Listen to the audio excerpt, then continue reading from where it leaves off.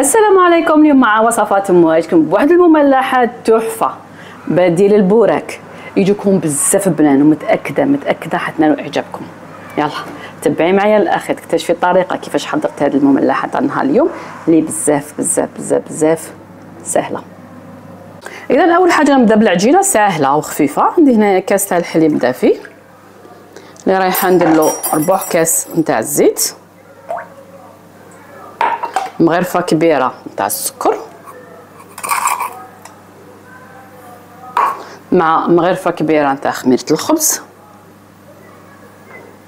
ونخلطهم مع بعض. تبدا تفاعل هذيك الخميره تاعنا، يعني تبدا تفاعل مع الخليط.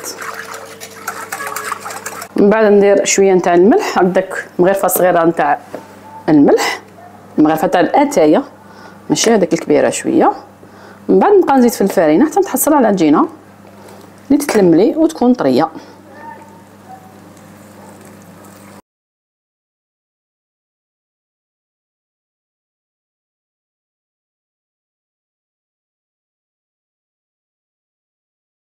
من بعد ما لميت العجينه، يعني مازال ما لميتهاش مليحه، هنا ندير مغرفه كبيره ماشي معمره بزاف تاع لا مارغرين اللي تكون طريه بهذه الطريقه، يعني نص مغرفه كبيره راح تكون كافيه.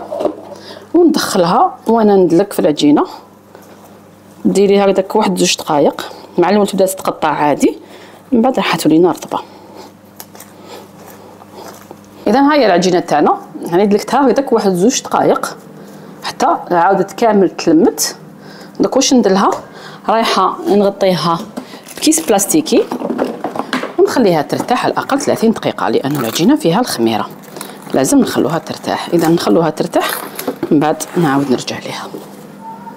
بعد ما خمرت العجينه نحكم هذيك العجينه تاعنا. دوك هنا مثلا كنتو عايله قليله، قسمي كامل المقادير، ما ديريش كامل الكاس. اذا نحكموا العجينه تاعنا ونقطعها الى كور يكونوا شويه صغار. اذا نقطعها على 2. دوك انا مانيش حبيتهم كبار بزاف، هكذا يجوا صغار بهذه الطريقه، ونشوف شحال تخرج لي من حبه. ها هي معنا. اذا من بعد نحكمهم الطريقه اللي نكوروا بها، دائما نحكمي يدك بهذه الطريقه ونكوروا العجينه تاعنا هكذا تخرج لك مدوره. وماش راح تحتاجي الفرينه لان العجينه تاعنا يعني ما تلصقش. من بعد رايحه نحتاج هنا بيضه كامله وكميه تاع لا شابلور. هاد لا شابلور غيتباع الاونه الاخيره في المحلات، هايله. كي ديري حاجه باني تجيك بزاف شابه. يعني ها هي الباب اللي حتى تقسوني عليها تحفه وماشي غاليه، يعني كيس صغير ماشي صغير بزاف، يدير هذا الكيس يدير 15000. اذا نخلط مليح هذيك البيضه. من بعد نحكم بوله اللي تكون ارتاحت بطبيعه الحال، نفتحها بالحلال تكون يعني شويه مرقيقه مخشينه بهذا الشكل. حبيتي تصغريهم اكثر صغري، حبيتي تكبري كبري، لكن كي يجوا صغار يجوا شابين بهذه الطريقه. من بعد واش ندير، نحكم بانسو ندهن الوجه تاع الخبزه تاعنا بحبه بيض كامله. من بعد نرمدها في هذيك لا شابلور بهذه الطريقه ونحطها هكذا في السنيوه. نزيد حبه امامكم.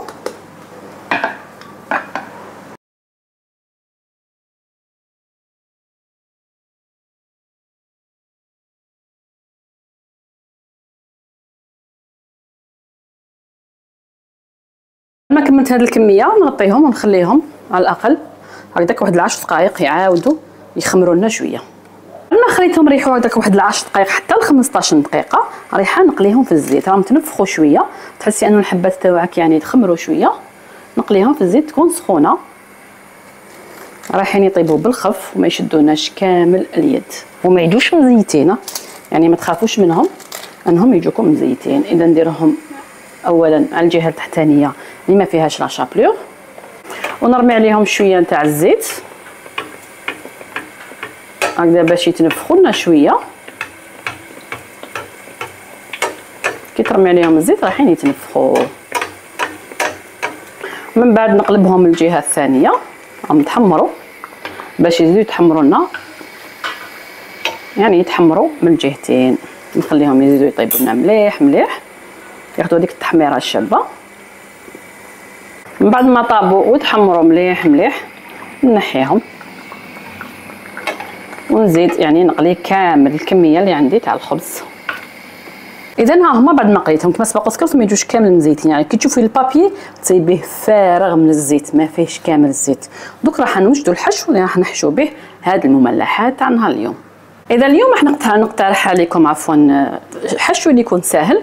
هنا عندي كميه تاع الدجاج ماشي بزاف، ميم با ربع صدر تاع الدجاج، قطعته هكذا قطع صغيره، طيبته ملح فلفل كحل شويه توابل تاع الدجاج. راح نزيد عندك تقدري ديري طون في بلاصه هذا الدجاج، فيونداشي طايب، ديري باتي كيما حبيتي. نزيد هنايا نسكرفجلو زوج حبيبات تاع البيض مغليين اللي كنت غليتو. هنا الحشو ديري كيما تحبي، تقدري ديري طوماطيش، ديري سلطه تاع الخس، كل وحده دير على حساب ما ياكلوا وليداتها. مثلا انا ولادي مثلا ما ياكلوليش طوماطيش خضراء، ما ياكلوش المعدنوس، ما نديرهمش، ديروا واش ياكلوا. نزيد عليهم هنا كميه تاع الفرماج، اي نوعيه تاع فرماج نقطعها هكذا قطع صغيره. اذا انا هذا هو الحشو اللي درتو، يعني واش ياكلوا في الدار، كل وحده دير واش يحبوا. واش راح ندير لهم؟ رايح ندير لهم كميه تاع المايونيز، يعني نلموا الخليط تاعنا بلا مايونيز ولا اي صوص تحبوها، صوص الجيريان ولا صوص كيما تحبوا. اذا نخلط مليح مليح، وها هو الحشو تاعنا واجد معنا. حنا المهم الحشو ما يكونش ناشف هكذا باش المملحات تاعنا يجونا بنان، وهذا مجرد اقتراح.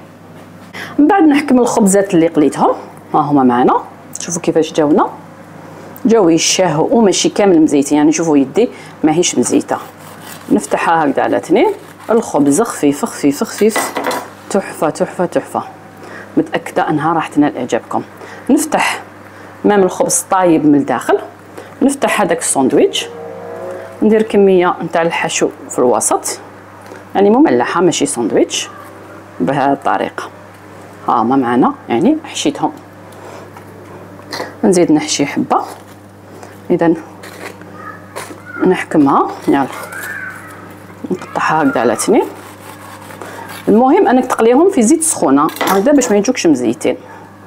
نحكم كميه تاع الحشو ونديرهم هكذا في الوسط، ريحتهم تشهي تشهي تشهي. ها هما معنا. اذا هما بعد ما عمرتهم في الاخير حبيت ندير تزيين اختياري ماشي شرط، هكذا غير شويه نتاع الفرماج ربي باش يعطيهم يعني شكل جمالي اشباب. هذا ما كان. اذا نلصقوا هكذا مليح باش ما يطيحش. وها هما المملحات تاع نهار اليوم واجدين معنا. اذا نشبعهم كاملين بنفس الطريقه. الوصفه تاع نهار اليوم هي معنا واجده. بعد ما يعني حشيت هاد المملحات تاعنا وزينتهم بشويه تاع الفرماج ربي، يبقى اختياري. ها هما معنا المملحات تاعنا، شوف اش يجوا مقرمشين من برا، لكن الخبز يجي بزاف فطري. الحشو يبقى حسب الاختيار. اليوم انا خيرت الحشو اللي ياكلوه وليداتي يعني، ونتمنى انه حتى نتوما يعجبكم وتجربوه، اكيد راح ينال اعجابكم. راح نقسم لكم حبه باش تشوفوا القوام تاع هذه المملحه كيفاش تجي وما يجوش كامل مزيتين.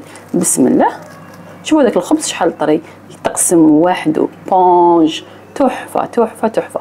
يلا ما عليكم غير تجربوا الوصفه، راني متاكده انها راح تنال اعجابكم. والى الملتقى ان شاء الله مع وصفه جديده. بالصحه فطوركم والى اللقاء.